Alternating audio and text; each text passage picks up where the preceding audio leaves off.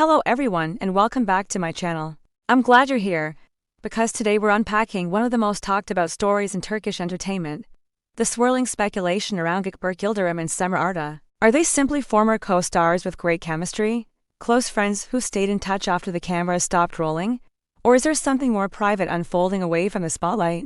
In this video we will walk through the timeline, the clues, the contradictory signals, and the smart possibilities that explain why this rumor refuses to fade. Before we begin, a quick note of respect and clarity.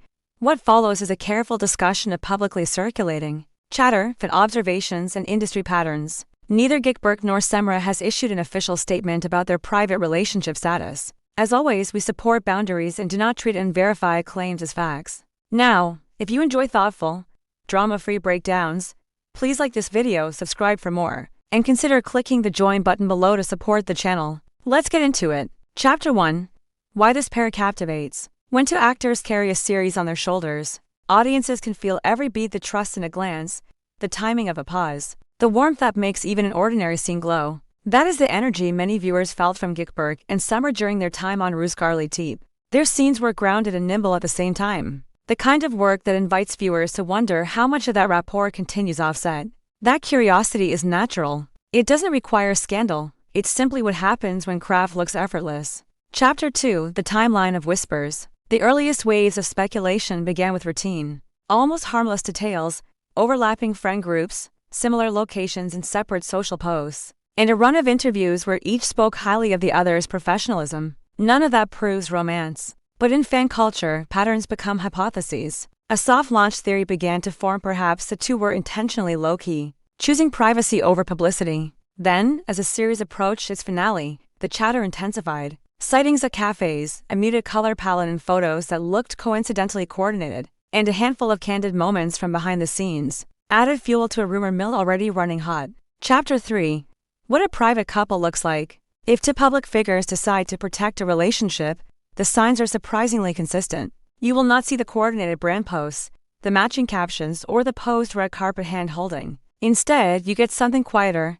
Fewer faces in photos, more details cropped out, captions focused on work or gratitude rather than overt personal declarations. By that measure, the rumor that Gökberk and Cemre might be close, whatever close means to them, fits the private by choice pattern. It is not proof. It is simply the absence of performance. Chapter 4.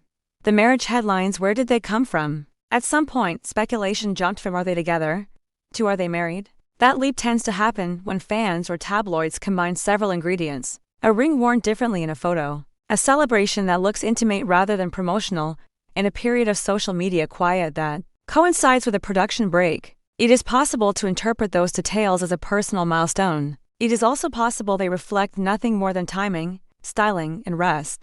Without names on a record or a direct statement, the only responsible stance is to treat marriage talk as unverified. Chapter 5. The PR perspective from a public relations point of view. There are 3 reasons actors might keep a serious relationship private. First, career focus. Letting the work speak prevents a personal storyline from overshadowing new roles. Second, contract restrictions. Some productions prefer to avoid off-screen narratives that distract from a show's arc. Third, personal history. If either person has lived through noisy headlines before, they may choose calm over clicks. None of these motivations require secrecy.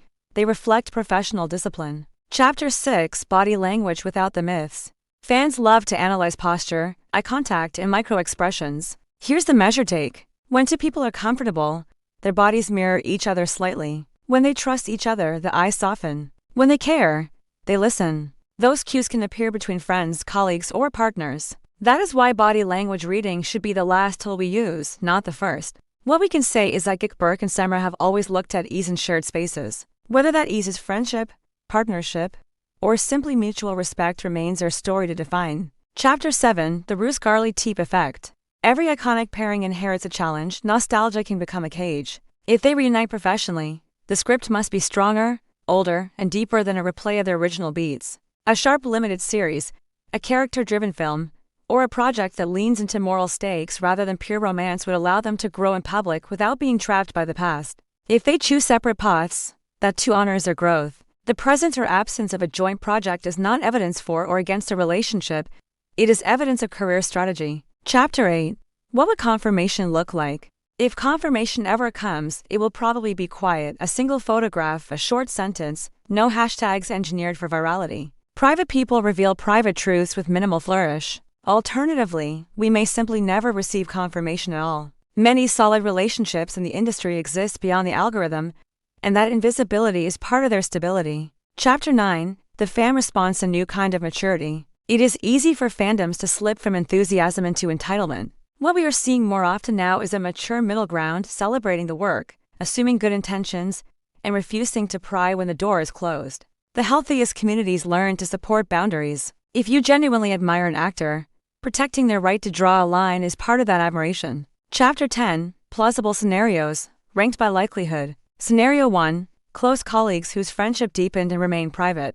They check in, trade script notes, and appear in the same rooms when circles overlap. Scenario 2: A low-key relationship that prioritizes peace over public validation, shared with family and a handful of trusted friends. Scenario 3: Misread signal styling choices, production breaks, and coincidence stacking into a headline that was never true. Each path respects what we know and, more importantly, what we do not know. Chapter 11: Why this story resonates. Underneath the rumors is a quieter wish. Audiences want proof that the connection they felt through the screen came from a place of real care for the craft, and perhaps care for each other. Whether or not the personal rumor is true, the artistic fact is undeniable. The actors met at the right time, trusted the work, and gave viewers something that felt honest. That honesty keeps people watching years later. Chapter 12: Boundaries are not secrets. There is a difference between hiding and choosing privacy. Hiding is about fear. Privacy is about agency. When public figures practice agency, they remind the rest of us that it is possible to live a full life without turning every milestone into content. If there is a lesson in the way Gökberk and Cemre carry themselves, it is that calm can be intentional and intimacy can be quiet. Chapter 13: What I'll watch for next. I'm keeping an eye on 3 things: role selection that hints at aligned values, consistent kindness to crews and peers in public spaces, and the tone of future interviews. When artists feel grounded, their choices get bolder, and their interviews get simpler. That is how you know the off-screen life, whatever its shape, is supporting the on-screen work. Chapter 14: A thoughtful closing. So, where do we land? With humility. 2 professionals created a pairing that felt true. The audience recognized that truth and keeps looking for it, on screen and off. Until the people involved decide to speak, the rest is possibility. And sometimes possibility is enough. It allows us to root for happiness without demanding proof, to celebrate craft without insisting on confession, and to let the story unfold at human speed rather than headline speed. If this deep dive resonated with you, please give the video a like so more viewers can find it. Make sure to subscribe and ring the bell so you never miss an update. And if you'd like to support the channel directly, the join button is right below. In the comments, tell me which scenario you think makes the most sense and what kind of project you would love to see Gökberk Yildirim and Cemre Arda take on next. Thank you for watching, thank you for your kindness, and I'll see you in the next video. Until then, take care and remember, the strongest stories are the ones told with grace.